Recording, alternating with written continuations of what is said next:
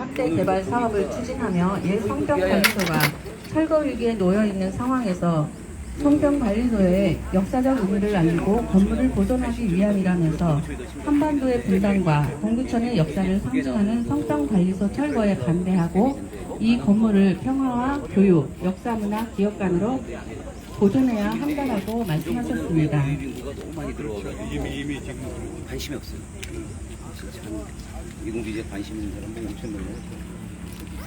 저는 경기북부 작가 모임에서 편집장을 맡고 있는 문선정입니다.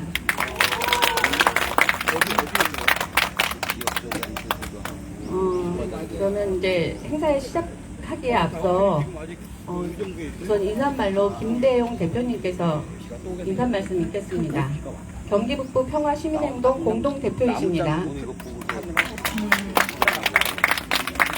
네, 안녕하세요. 경기북부 평화시민행동 김대용입니다. 오늘 이렇게 비가 오고 날이 굳은데도 불구하고 소요산을 가득 채워주셔서 너무 감사합니다. 정전 71주기를 맞아 한반도 평화를 영원하며 전쟁의 상처, 성병관리소의 보존을 통한 우리 역사 지킴이를 자처해서 이렇게 뜨거운 마음으로 동두천까지 찾아와 주신 여러분들께 진심으로 감사드립니다. 정전 71년 대한민국은 그 사이 눈부신 경제 발전을 이루었고 자랑스러운 민주화도 이루었지만 우리가 이루어내지 못한 것이 있습니다. 그것은 바로 이 땅에 여전히 드리워져 있는 분단과 냉전의 구름을 걷어내는 일입니다. 아직 끝나지 않은 전쟁의 먹구름은 휴전이라는 이름으로 아직 남아있고 종전, 평화의 맑은 하늘은 아직 요원하다는 사실입니다. 전범국 일본이 아닌 조선이 반으로 갈라져 전쟁의 아픔을 겪었고 이를 계기로 미군이 주둔하게 되면서 수많은 범죄의 대상이 되었던 한반도의 중심에 동두천이 있었습니다. 기지촌에 미군 위안부 여성들이 있었습니다. 동두천은 전쟁 이후 미군에 의해 원형이 다 깨어지고 기지를 시작으로 도시가 다시 형성된 전쟁 이후 새로이 형성된 대한민국의 전무후무한 역사를 걸어온 곳입니다. 동두천의 역사가 전후 70년을 관통하여 지금까지 이어지는 냉전의 희생양이 된 이 동두천 그리고 그 상징 성병관리소는 대한민국 역사의 한 증거물이라 할 것입니다. 한국 여성에 대한 미군의 태도는 한반도에 대한 미국의 태도를 반영하는 것이었고 국민을 보호해야 할 책임을 방기한 국가의 잘못을 우리는 이미 알고 있습니다. 성병관리소를 없애고 지우는 것은 우리의 역사의 흔적을 지우는 범죄라고 저는 생각합니다. 역사 앞에서 당당한 나라를 세우는 일에 동두천 시민이 또 여러 대한민국 국민이 또 함께 해주시기를 바라면서 오늘 이 자리를 채워주실 이지상 선생님과 또 같이 오신 또 가수분들 또 앞에서 뜨거운 환호와 박수로 뜨겁게 맞이해주신 여러분들께 다시 한번 진심으로 감사드리면서 인사를 마치겠습니다. 고맙습니다. 다음은 내거이라고. 내거. 저 옆에. 그래서 인사 말씀 있겠습니다. 제가 앞으로 가야지 촬영이 될 것 같은데. 지금 이거 라이브예요. 따라오세요. 여러분 안녕하세요. 저는 기지천 여성 인권연대 공동대표 겸 그리고 또 우리 기지천 여성을 지원하고 있는 구례방 대표 김은진입니다. 저는 서울에서 왔는데요. 이거야, 내 거. 오면서 전 기적을 좀 체험했어요. 오는 내내 비가 얼마나 많이 오던지 제가 과연 이거를 할 수 있을까 이렇게 생각하면서 제가 노지원 사무국장님한테 전화하고 막 이랬는데 여기 와봤더니 이렇게 깜짝같이 비가 하나도 안 오는 걸 보고 아, 참 기적이란 게 바로 이런 것이구나라고 느꼈습니다. 어쨌든 너무 덥고 비가 오는 이런 험한 날씨 속에서도 이렇게 콘서트에 참석해주신 여러분 진심으로 감사드리고 또한 축하드립니다. 또한 이지상 가수님께도 감사드립니다. 기지촌 여성, 혹자는 오역의 역사라고 지워버리고 싶다고 하고 또 과거의 이야기라고 치부해버리는 분들이 많습니다. 여기 오신 분들 말고요. 저 아랫지방에 있는 분들이요. 그러나 전쟁 이후 스스로 거름이 되어 도시의 경제를 일으키고 가족과 나라를 먹여 살린 우리 기지촌 여성들을 결코 잊지 말아야 할 것입니다. 특히 동두천 옛 성병관리소는 국가가 기지촌 여성들을 관리했다는 역사적인 증거물입니다. 부디 이 건물을 보존하여 치유와 회복의 동두천으로 나아가야 할 것입니다. 아울러 옛 성병 검진 보건소였던 저희 두레방 건물도 기억해 주십시오. 현재 의정부시에서 두레방을 내보내고 그곳을 다른 용도로 쓰려고 하고 있습니다. 저희 두레방 건물도 보존되기를 희망합니다. 아무쪼록 이지상 가수님의 콘서트를 통해서 대한민국이 평화로운 나라로 한 발짝 더 다가서고 또 기지촌 여성들의 한과 넋이 풀어지는 귀한 회복의 장이 되기를 기대합니다. 감사합니다. 네. 동두천에서 많은 이제 시민들이 기지촌이라는 이 명사 자체도 부끄럽다고 생각하고, 근데 진짜로 생각하면 이 부끄러움이 누구의 몫인지 잘 모르겠는 거예요. 왜 부끄러움을 동두천의 상징으로 자기네도 스스로 만들고 있는지. 근데 그 부끄러우며 그 시절 현장에서 몸담고 있던 그 여성분들만큼이나 부끄러울까요? 그분들은 아직도 그 오명을 벗지 못하고, 살아있는 분들도 돌아가신 분들도 아직도 그 오명을 벗지 못하고 있는데, 지금 한데 저희가 동두천시 경제 발전도 그렇고 이 성병관리소 문제도 그렇고 경제 발전과 문화적 유산도 같이 힘을 합쳐도 모자랄 판에 진짜 너무 안타까운 현실입니다. 오늘 또 이 행사 전에 여러분들이 이 철거에 찬성하시는 분들이 왔다 가셨는데, 차라리 오셨으면 끝까지 계셔서 저희가 무슨 말을 하는지 좀 이렇게 귀담아 듣고 결과를 자기네들도 좀 이렇게 생각해보는 계기가 되었으면 했어요. 근데 작년에 할 때도 그랬고 올해도 역시 마찬가지로 한 분도 관계자분들이나 공무원들 관계자분들이나 시민들의 목소리를 들어줘야 될 분은 한 분도 오시지 않으셨습니다. 단지 지금 시민들 몇 분과 저희 이제 연대에 하시는 오늘 주관하시는 단체들을 이렇게 했는데, 이 또한 저는 하면서 너무 안타까운 현실인 거예요. 그러니까 왜 이렇게 힘이 모아지지 않는지. 그래서 그게 좀, 이 동두천을 사랑하는 목적은 다 똑같은데 너무 다르게 지금 내가 생각하고 라이브 있으니까 하거든? 같이 카톡에다가 한데 모여서 좀 라이브 이렇게 얘기를 방송 중간 있다고 매개체 역할 들어가서 누구라도 좀 없나라는 그런 생각도 하게 됩니다. 지금은. 그 참고로요, 우리가 아우슈비츠 독일 이제 수용소, 아우슈비츠 수용소도 보존되어 있죠. 박물관 형태로. 그리고 서울 서대문 연구소도 다 보존되어 있고, 또 참고로 제가 넷플릭스에서 우연히 김영진 PD님의 영화 코코순이를 봤는데요. 그 코코순이는 제2차 세계대전 때 아시아계 그 위안부 여성들 있죠. 그 여성들이 거기에서 머물면서 진짜 그 위안부 여성 노릇을 하는 그 수용소 자체를 필리핀 나라에서 그 나라에서는 수용소 박물관을 만들었더라고요. 여성 인권 박물관을 만들었더라고요. 그래서 김영진 PD가 다큐 영화로 그 영화를 만들었는데, 한번 시간 되시는 분들은 오늘이라도 넷플릭스 들어가서 그 코코순이라는 영화를 한번 보시기 바랍니다. 정말 저희 현실과 너무나도 닮은 꼴인 거예요. 그래서 그것도 한번 생각해 보시고 꼭 시청해 주시기 바랍니다. 아직은 이제 다음은 이제 우순덕 선생님 오셨나요? 네. 예. 기지촌 여성인권연대 상임대표이신 우순덕 선생님께서 인사 말씀 마지막으로 읽겠습니다.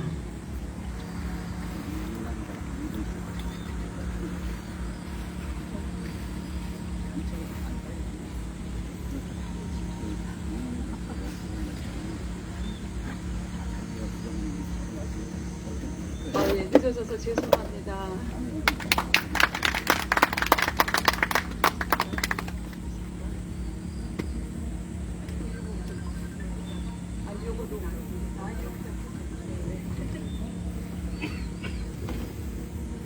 녹장을 해갖고 왔는데요.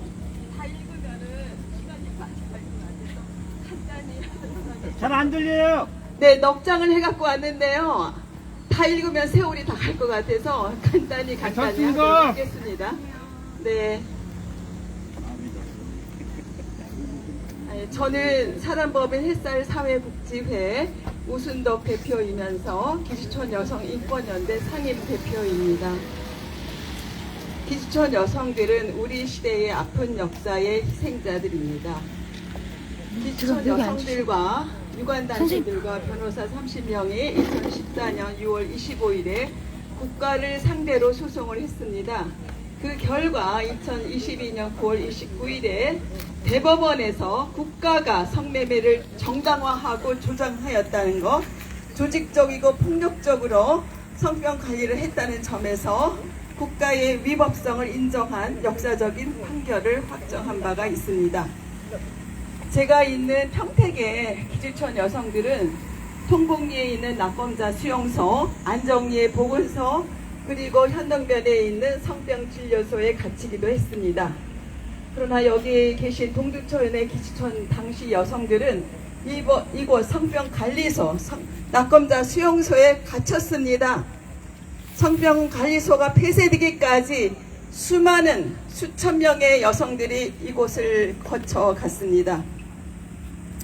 그 여성들이 국가 상대 소송에서 한 이야기들이 많이 있는데, 이쪽에 들어가면 소요산 성병 검진을 통과하지 못해서 소요산 낙검자 수용소에 가게 된 일이 있었지요. 몽키 하우스라 불렸지요. 눈 감고 한 1, 2분만 있어 보세요. 그 상상을 해보세요. 낙검자 수용소 들어가는데 여기는 가수원이었어요.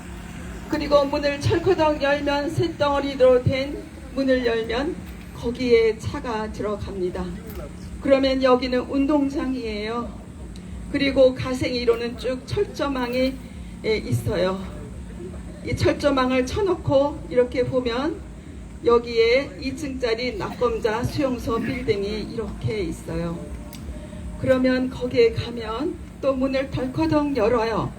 그러면 거기에 들어가면 가게방에 있는 아저씨가 이만한 커다란 자물통으로 또 문을 잠그고, 아래층에는 매점이 있고 이 옆으로는 검진하는 데가 있었고, 그 다음에 식당에 있었고, 그 다음에 2층에는 언니들이 3-4명, 서너 명이 자는 데가 있었습니다. 그래서 그 방이 4개나 있고, 가생이에는 쭉 철조망에 있는 가생이는 전부 다 산이었어요. 그래서 거기에 가면 담요를 줍니다. 담요를 주면 하나 덮고 하나 깔고, 소독 냄새가 났고, 그리고 수세식도 아니고 그냥 옛날에는 똥뚝간이라는 거 했지요. 그래서 거기서 대변을 보는데, 세 변소가 있었는데 한 군데는 못을 박아놓고 두 군데는 문을 열었는데 냄새가 진동했지요. 이거는 국가 배상 청구 소송 과정에 어떤 여성이 증언한 내용입니다. 평택의 우리 여성들은 낙검자 수용소, 거기는 보온회관과 팽성 예술 창작 공간으로 사용하기 위해서 리모델링이 되어 있습니다. 그러나 여기는 아직도 이렇게 보존하고 있어서 다행으로 생각을 하고, 이곳이 많은 생존자 피해자가 기억하는 장소이자 아프지만 우리가 보존해야 할 역사적인 장소입니다. 우리 모두가 이 공간이 기억의 공간으로, 문화의 공간으로 남겨질 수 있도록 해야 한다고 생각합니다. 경기도는 2020년 5월 19일에 경기도 기지촌 지원 등에 대한 조례가 제정된 이후에 경기도 여성 가족재단에 경기도 기지촌 여성 실태 및 지원 정책 연구를 위탁했습니다. 이 자료에서 동두천시의 옛 성병관리소, 낙검자 수용소가 한국 사회에 기록될 만한 가치가 있는 건조물로서 근대 건축 문화 유산을 등록하여 보존하는 것이 필요하다고 했습니다. 한국의 근현대사를 기록하는 과정에 기지촌 여성의 역사를 배제하고는 접근할 수 없다는 점에서 동두천의 옛 성병관리소, 낙검자 수용소는 역사적 가치가 충분하다고 언급했습니다. 근대 문화유산은 전통과 현대를 잇는 가교뿐만 아니라 근대기를 살아가고 있는 사람들의 삶에 녹아있고 당대 역사를 반영하고 있는 중요한 우리의 유산이기 때문입니다. 사례를 들자면 국내에 전주에 있는 성매매 직결지가 있어요. 선미촌이라는 업소가 있었습니다. 근데 그 업소는 폐쇄되었지만 전주시의 용감한 공무원들이, 동두천에도 이렇게 용감한 공무원이 계시기를 바랍니다. 전주시의 용감한 공무원분들이 문화재생 정책으로 전국 여성인권센터 팀과 함께하여 기억의 공간 선미촌 아카이브 전시관으로 재탄생시켰습니다. 여기 동두천도 이렇게 멋진 공무원들이 생기기를 원합니다. 해외의 독일의 경우에는 히틀러가 사랑했던 도시라 불리우는 니른베르크에서 1933년에서 38년 나치 전당대회와 2차 대전 전범 재판이 열리는 법정이 보존되어 있는 등 자신들의 가오를 그대로 보여주는 역사의 현장을 보여주고 있습니다. 본인은 우리 미군 기지촌 위안부들의 피눈물과 한숨이 서려있는 동두천의 이 성병관리소를 근대 건축 무산으로 등록하여 이 역사를 기억할 수 있는 문화 공간으로 전환해야 할 필요가 있다고 봅니다. 이를 통해서 다음과 같은 플러스 요인이 있다고 봅니다. 첫째, 유일하게 남아있는 성병관리소의 문화 공간 조성 사업은 동두천 특성을 번영한 특화 사업이 될 수 있고, 기지촌 인권 문제를 조명하고 인식하여 폭력과 차별의 역사가 되풀이되지 않도록 하는 지역사회의 변화에 소중한 주춧돌이 될 것입니다. 둘째, 성병관리소의 문화공간 조성 사업은 주민 간의 화합과 공동체성을 회복하고 공동체 활성화를 위한 동력을 마련할 수 있다고 봅니다. 셋째, 이 문화공간으로 조성하여 이 문화공간은 다음 세대를 비롯한 시민사회, 국제사회와 소통하는 평화 인권 교육의 장이 될 것입니다. 2021년에 개원한 본회 부설 기지촌 여성 평화박물관 7쯤에는 방문자들에게 기지촌의 기억과 전시물 등을 나누며 평화와 인권에 대한 연대를 하고 있습니다. 이를 볼 때 동두천의 새로운 문화공간도 여러 사람들이 방문하는 명소가 될 것이라고 봅니다. 이런 과정을 통해서 동두천은 세계와 소통하며 동두천시의 발전에 중요한 자원이 될 것이며 경제적인 효과도 누릴 것으로 봅니다. 그러기에 이 문화공간은 꼭 필요하다고, 문화공간으로 조성하는 것은 꼭 필요하다고 봅니다. 동두천의 옛 성병관리소 건물은, 낙검자 수용소는 지난 우리의 가오를 그대로 간직하고 있는 역사의 공간입니다. 우리는 이 공간을 잘 보존하여 아픈 역사가 되풀이되지 않도록 평화와 인권 교육의 장으로 활용해야 한다고 생각합니다. 유호준 도의원도 동두천 기지촌 성병관리소를 근대문화유산으로 지정해야 한다고 말했습니다. 여러분들도 이 공간이 보존될 수 있도록 함께해 주시기를 간절히 바랍니다. 부탁드립니다. 이상입니다.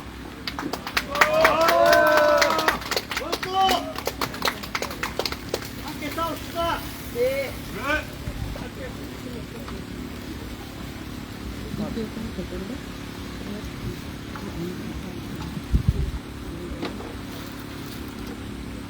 네, 수고하셨습니다. 전쟁이라는 그 괴물이 굉장히 우리 일단 발발하면은 그 나라의 여성하고 아이들은 무조건 왜 희생되어야 하는지 인간으로서 굉장히 깊이 생각해야 될 문제인 것 같습니다. 정답은 다 알고 있는데 누군가 이렇게 답을 명확하게 내려주는 거는 힘없는 저희들이 아니라 저희들이 고민해야 될 부분도 위에서 해야 되고, 위에서 다 답을 내려주고, 위에서 위로해주고 그래야 되는데 그게 그렇지 못하니까 오늘 이 자리가 있는 것 같습니다. 그러면요, 이제 본격적으로 이지상 가수님의 콘서트를 한번 듣겠습니다. 예. 선생님 나와주세요. 예. 제가 이제 노래를 듣기 전에 이시상 선생님을 잠깐 소개를 해드릴게요. 이시상 가수님은 가수 겸 작곡가입니다. 경기도 포천에서 태어나 경희대 국문과를 졸업했고요. 청년 문예운동의 시기를 거쳐 노래마을의 음악감독, 민족음악인협회 연주 분과장을 지냈고요. 여러 드라마, 연극, 독립영화 음악을 만들었습니다. 신호래 운동, 나팔꽃의 동인으로 깊이 있는 메시지를 통해 삶의 좌표를 만들어가는 음악을 지향하고 있으며 성공의 대학교에서 노래로 보는 한국 사회를 강의하고 있습니다. 그리고 이제 노래 집으로는 1998년 1집이 사람이 사는 마을, 2000년에 2집 내 상한 마음의 무지개, 2002년 3집 위로하다 위로받다, 2006년 4집 기억과 상상, 2010년 철학 에세이 이지상 사람을 노래하다, 2014년 성찰적 여행기 스파시바 시베리아, 2019년 여행자를 위한 에세이북, 2024년 포천을 다시 만나다 포천외를 출간하셨습니다. 저희 동두천과 이제 깊이 있는 인연이 있는 예전에 윤구미 사건의 추모곡으로 보산리 그 겨울과 효선미선 추모곡으로 겨울 15을 발표하셨습니다. 네. 뭐 이렇게 누구 소개합니다. 박수 뭐 이런 거 안 하나요? 네, 아이고, 문신님 너무 수고하셨습니다. 목소리 좋으십니다. 근데 그거하고 먹고 살아요, 제가. 저기 발을 좀 띄워주시면 요거를 할 수 있는데. 네네.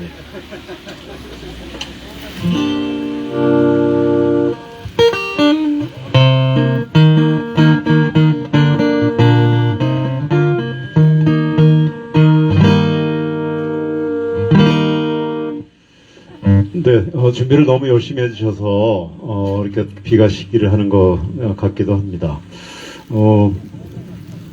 저는 조금 아까 소개받은 대로 뭐 한 거 없이 그냥 어영부영하면서 세월을 보냈던 이지상이라고 하는데요. 오늘 여러분들과 함께 할 수 있어서 굉장히 뜻깊은 시간이라고 생각합니다. 갑자기 시 구절 하나를 좀 떠올리게 돼요. 복효근의 시 중에 목련에게 미안하다라는 시가 있습니다.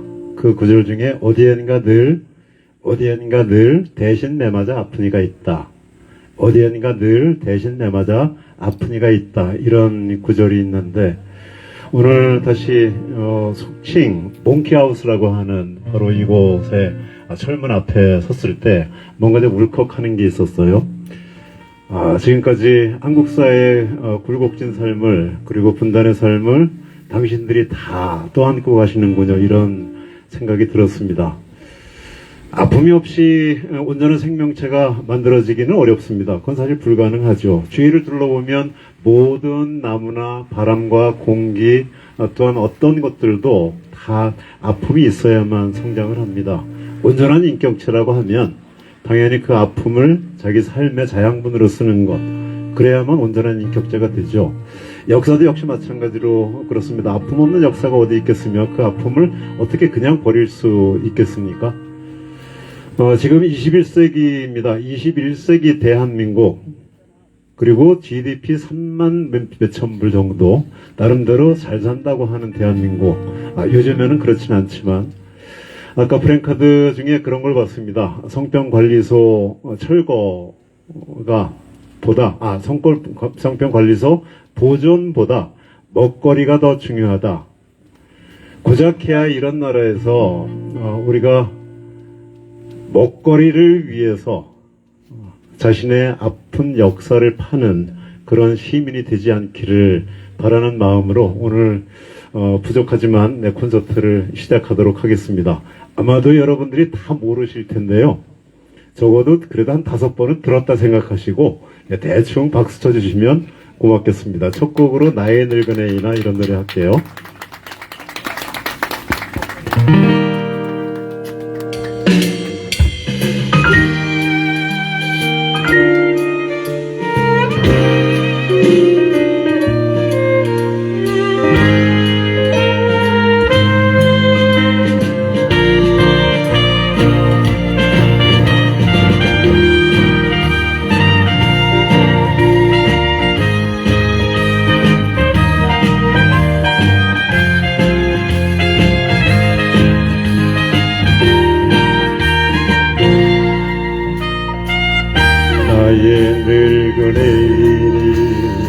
가릉가릉 낮은 목소리로 시를 읽어주는 밤이었다라고 쓸 그런 밤은 아직 오지 않았다. 나는 늙기 시작했고 나의 늙은 내일은 어느 페이지 행간에 들어박혔는지 그런 밤엔 잠도 오지 않았다. 나의 늙은 애이나 어감도 좋은 나의 늙은 애이나 느릿느릿 흐르는 강물처럼 천천히 늙어가자. 나의 늙은 애이나 어감도 좋은 나의 늙은 애이나 그 좋은 지붕 위 고양이처럼 순하게 늙어가자.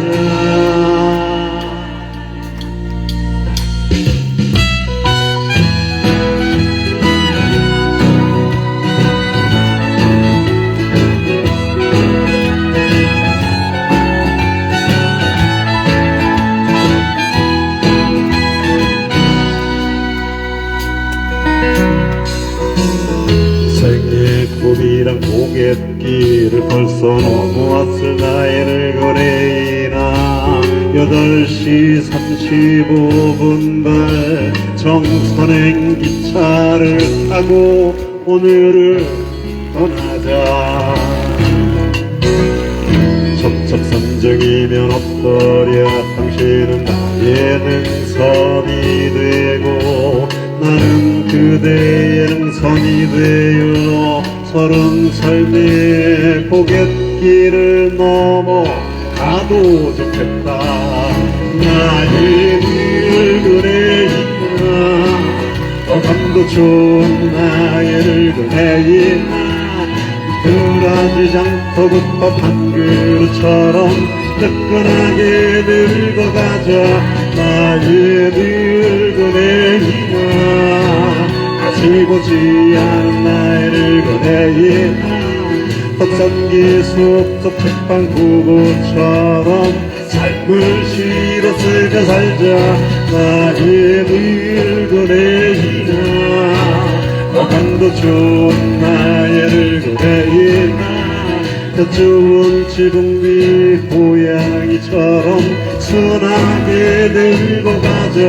나의 늙은 애이나 아직 오지 않은 나의 늙은 애이나 느릿느릿 흐르는 강물처럼 천천히 늙어가자.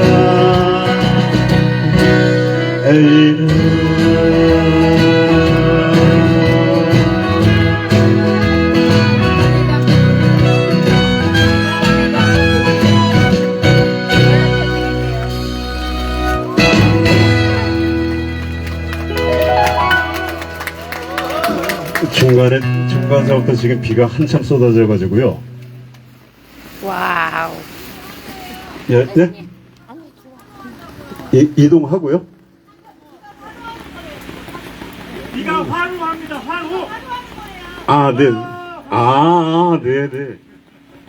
아니, 제가 무슨 말씀을 드려야 하나 하고 노래 중간에 그거 잠깐 생각하다 가사 놓쳤잖아요. 이게 참, 생애부비랑 고갯길을 벌써 우리는 넘어왔죠. 몇 번은 다 넘어왔을 거라고 생각합니다. 이 정도 비는 그래서 환호로 받아주시는 그 마음이 더 따뜻하기도 하고요. 성평관리소는 보존이 돼야 하고 보존이 될 겁니다. 왜냐하면 우리가 기억하고 행동하고 있으니까. 설령 만에 하나 이것이 무너지고 거기에 삐까뻔쩍한 그런 건물이 다시 서더라도 우리 마음속의 성평관리소는 늘 있을 겁니다. 기억은 언제나 쉽게 잊혀지진 않지만 그래도 잊을 수 있습니다. 그러나 그것을 우리가 얼마만큼 유지하기 위해서, 기억하기 위해서 노력하느냐에 따라서 우리는 그것을 새로운 자양분으로 삼거나 아니면 우리 후세들에게 우리의 아름다운 기억으로, 이 고난을 극복했던 아름다운 기억으로 남겨질 수 있을 거라고 생각합니다. 아까 먹거리 때문에 이 보존을 반대한다는 그 말씀이 너무 좀 가슴 아프기도 하고, 그래서 네, 그동안 노래를 하면서 이런 생각으로 노래를 했는데, 가사는 들리세요? 네. 제가 초대하는 콘서트는 이런 걱정을 안 해요. 왜냐하면 저를 다 아시기 때문에 그냥 마이크만 딱 대면 다 따라합니다. 근데 이렇게 초대받은 데는 잘 모르시잖아요. 그래서 곡 소개도 해야 돼요. 제가 흐린 눈빛으로는 이런 노래 한번 할게요. 박수는 박자에 맞게 좀 쳐주시고, 그리고 나중에 한꺼번에 몰아서 쳐주시면 좋을 것 같은데요.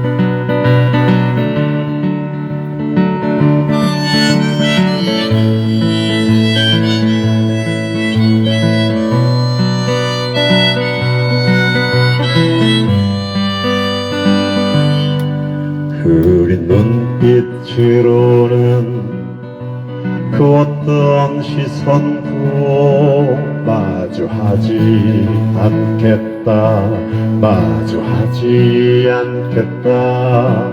닫을 수 없는 가슴이라면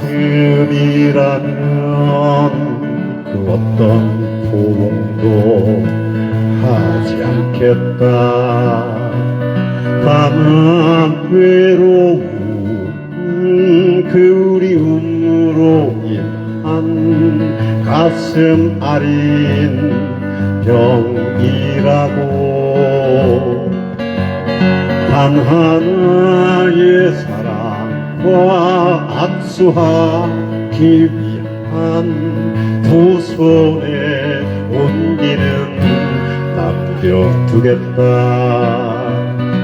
봄꽃처럼 화사하게 다녀가는 사람, 첫눈처럼 반갑게 사라져도 좋은 사람, 헛된 미래에 기약은 묻어두고 현재의 극복을 희망이라 말하는 사람, 외로워도 마라, 그리워하지도 마라. 다만 흔들리지 마라. 심장의 끌림을 따라 생의 비련이 다하는 그날까지 서툰 나의 발걸음을 멈추지 않겠다.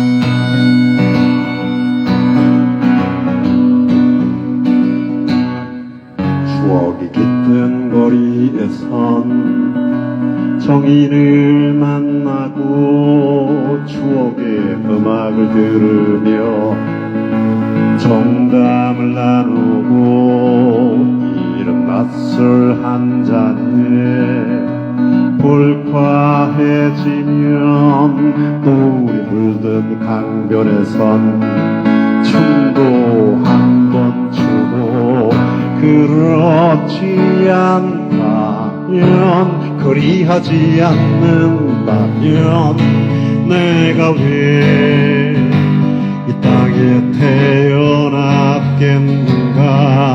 그렇지 않다면, 그리하지 않는다면 내가 왜 이 땅에 태어났겠는가.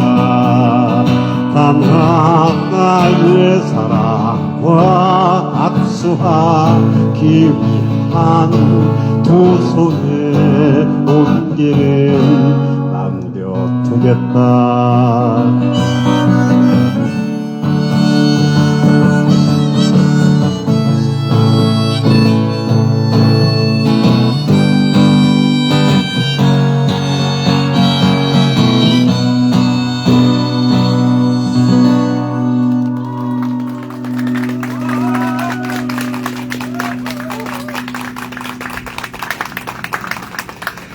동두천은 제가 6살 때부터 다녔습니다. 저희 외갓집이 광암리입니다. 턱걸이. 그 탑동 밑에 턱걸이입니다.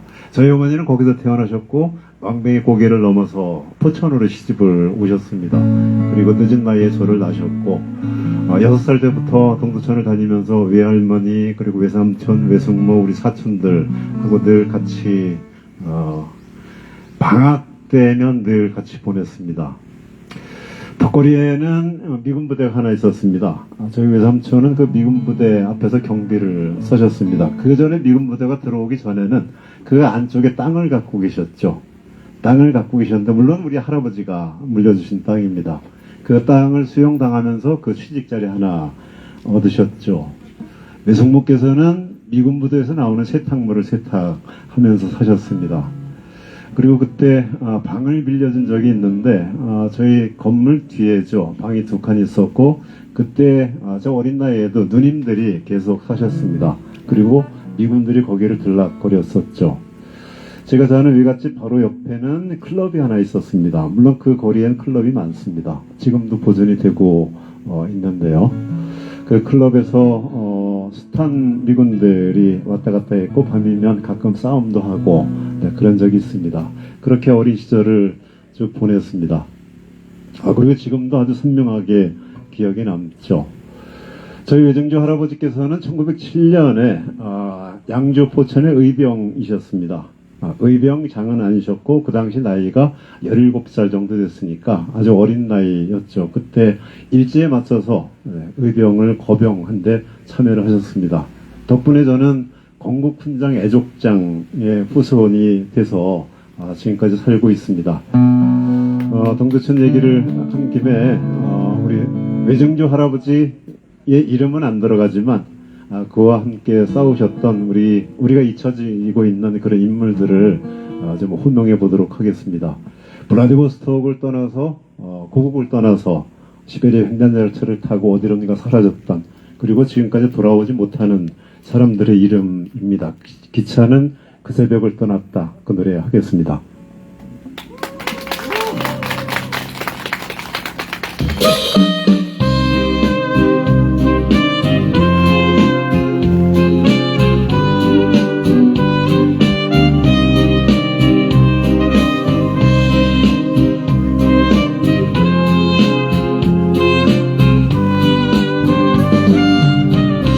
나는 여기에서 떠났다.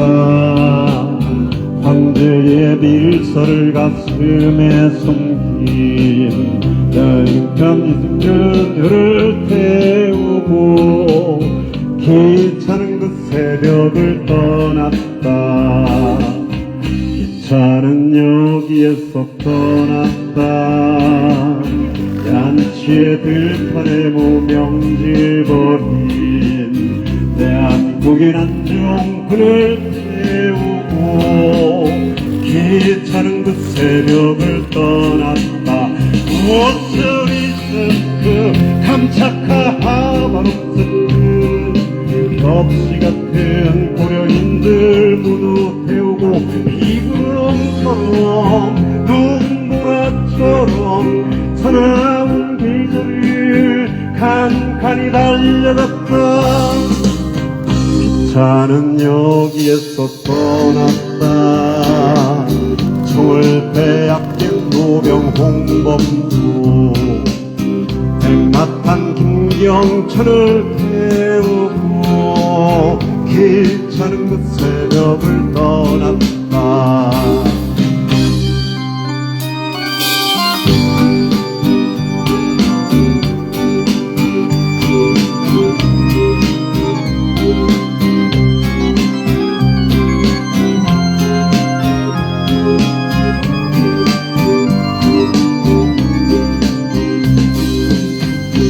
기차는 여기에서 떠났다.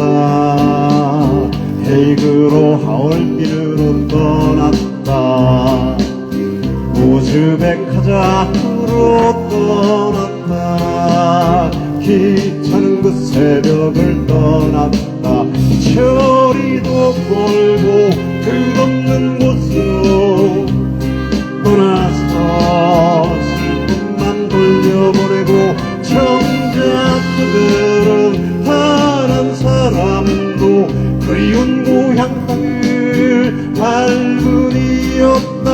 정작 그들은 떠난 사람도 그리운 고향 땅을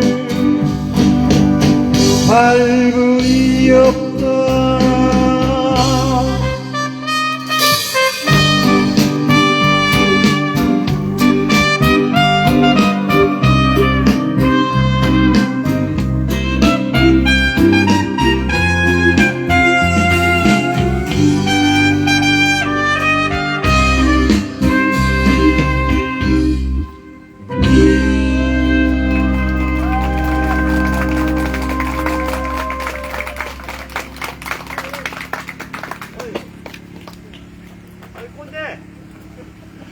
제가 오늘 깜빡깜빡을 자주 하는 것 같아요. 저기 이렇게 하다가 보통 공연을 하면 제가 연습을 많이 해야 되거든요. 현장 분위기에 제가 적응이 되고 음향이 적응이 돼야 어떻게 막 미리 가사도 다 외우고요. 근데 오늘 너무 경황 중에 어느 부분에 진지한 눈빛을 보다가 그만 가사를 홀라당 했습니다. 기차는 그 새벽을 떠났다. 황제의 밀서를 가슴에 품은 이준과 이상서를 태우고 그걸 까먹었어요. 이준 열사 그리고 이상서 열사였습니다. 그리고 잘 아시는 것처럼 헤이그 열사 한 분 더, 이휘종 열사는 사실 종족을 찾기가 굉장히 어렵습니다. 그 형인 이기종 열사도 역시 마찬가지로 그렇고, 그리고 그 아버지는 이범진 러시아 총공사는 상트페테르부르크에서 스스로 목숨을 끊었죠. 이런 역사들을 기억하는 것은 우리에게 미래의 삶을 살찌게 하는 일입니다. 이 역사를 기억하는 것은 우리에게 미래에 좀 더 든든한 그런 세대를 만들기 위한 가장 기초적인 작업입니다. 우리가 이 역사를 잊고 살아간다는 것은 뭐라고 표현하긴 참 어렵습니다만 온전한 인격체로서 온전한 나라로서 성장할 수 있는 가능성을 완전히 배제하는 일이다. 이렇게 얘기를 할 수밖에 없죠. 어떻게 이 건물을, 이 역사를 지워버린 생각을 할 수 있을까? 저는 그것이 너무 좀 신기하기도 합니다. 제 입장에서 보면.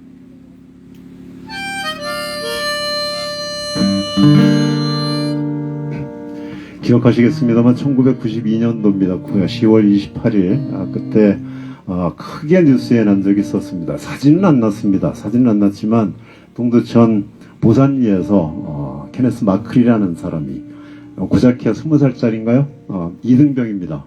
미군인데 아주 어린, 제가 좀 나이 좀 먹어서 그렇게 얘기해도 되겠죠. 아주 어린 놈이었습니다. 되게. 미국 이등병, 한국 온 지도 갓 얼마 안 되는 그런 친구였는데 거기에 희생된 친구가 있었습니다. 윤금이라고 잘 아실 겁니다.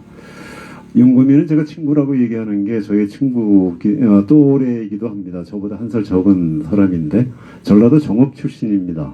전라도 정읍 출신이 고작 27살 정도에 동두천에서 목숨을 잃었습니다. 그 인생이 쭉 보이지 않습니까? 어떻게 살았을 것인지.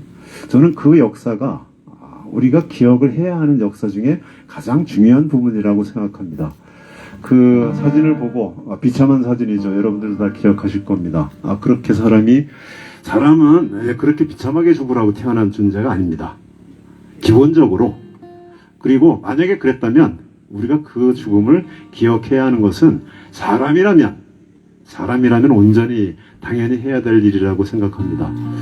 그래서 노래를 하나 만들었는데 만들고 나서 실제로 라이브로 부르는 건 딱 3번째입니다. 이 노래 만든 지가 92년도 11월 달에 만들었으니까 30 몇 년 됐는데요. 잘 될지는 모르겠습니다만 한번 해보도록 하겠습니다. 보산리 그 겨울이라는 노래입니다.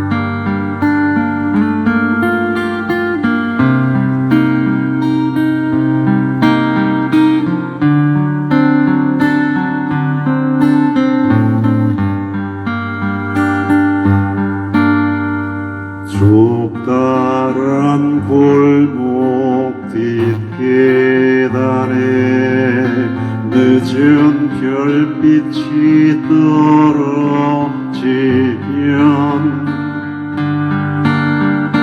그 고운 부는 입술 위에 화장을 드리오고 누구에게 배워본 적 하나 없는 낯선 이방의 마을 읊조리며 누굴 찾아 길을 나서니 가로등 넘어 이방의 땅 무슨 잘못이 내게 있어 그 슬픔 모두 남겨두고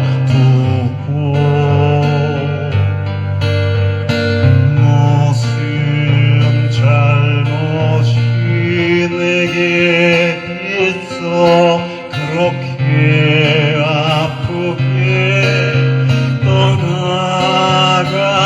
떠나간니 보산니 그 겨울에 남겨진 상처가 너무 많아 그 추운 겨울 지나 봄을 찾아 떠나간 너 떠나간 이 빈 거리에 늦은 별빛이 떨어지며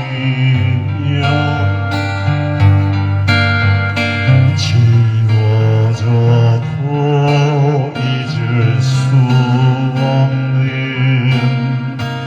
우리들 슬픈 그림자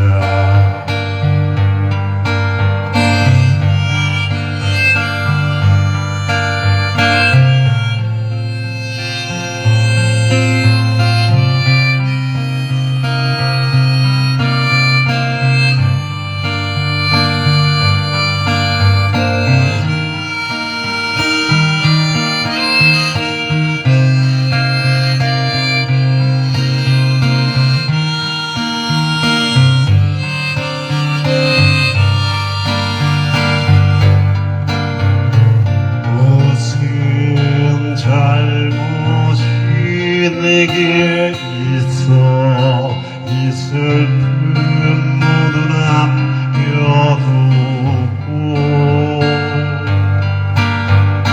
무슨 잘못이 내게 있어 그렇게 아프게 떠나간니 보산니 그 겨울에 남겨진 상처가 너무 많아 그 추운 겨울 지나 봄을 찾아 떠나간니 너 떠나간 이 빈 거리에 늦은 별빛이 떨어지며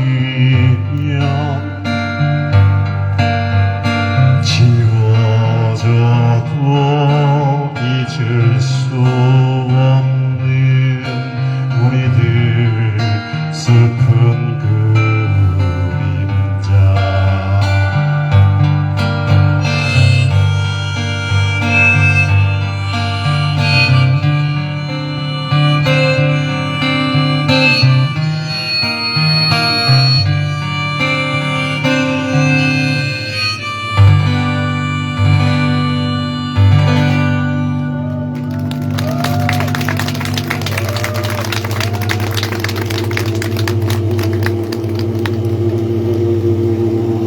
지금 비도 안 오는데 요거 차 지나가도록 좀 기다려도 되죠?